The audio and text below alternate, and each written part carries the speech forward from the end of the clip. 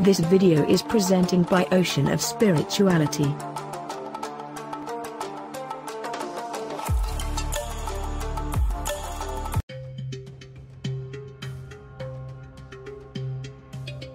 Upanishads by and large describe the Brahman by negations and affirmations.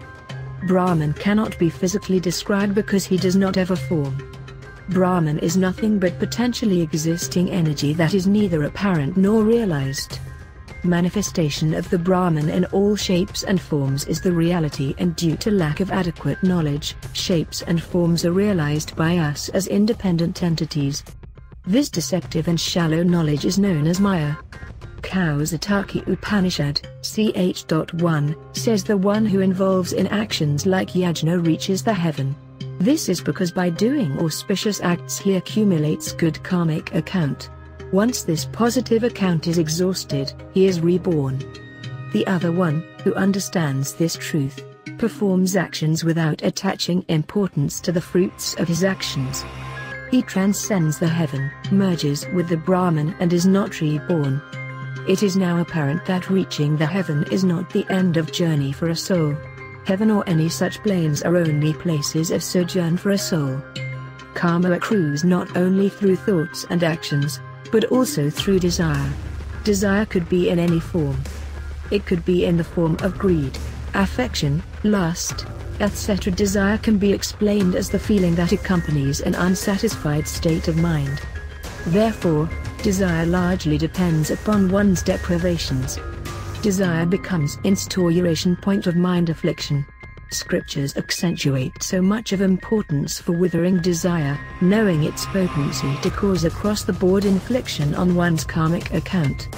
Ancient Tamil treatise of Thriyumula, Thirumantiram, says sunder your desires even for Shiva.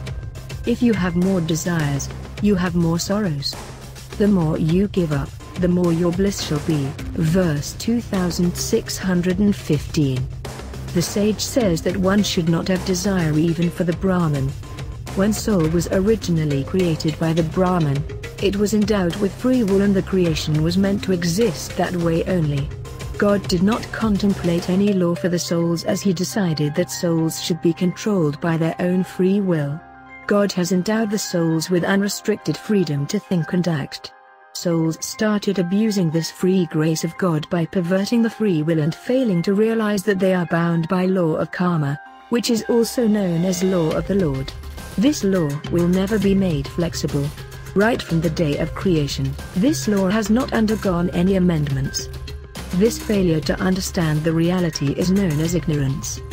Newton's third law is for every action there is an equal and opposite reaction. Law of karma by and large is based on this theory. For an action done with intent on the fruit of action, that action has to be neutralized by a reaction on the same plane where the original action had taken place. If someone at some point of time in his life tortures an animal, in future births the reverse action takes place when the soul of the animal tortures the soul of the man. But their gross forms could differ. But neither of them knows whether this is an original action or a reaction. Original action means that reaction is to happen subsequently. Reaction means equal and opposite reaction to an original action that had already taken place.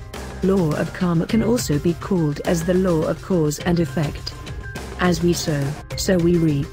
Karma is one single factor that decides the destiny of a life. Karmic imprints on a soul unfold through a physical body in which the soul incarnates.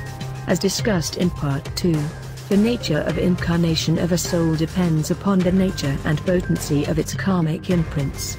Karmic imprints are formed by body, mind and intellect.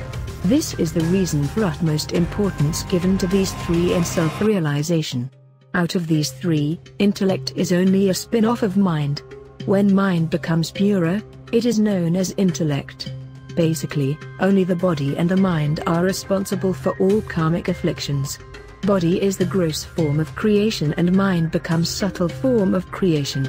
When one persists more in body than mind, he loses the God-given opportunity of liberation or salvation, as final salvation can be attained only through a human birth. It is also widely believed that traces of previous births are always found in the present birth. Plato calls the souls as ungenerated and immortal. Possibly Plato's definition can be explained this way.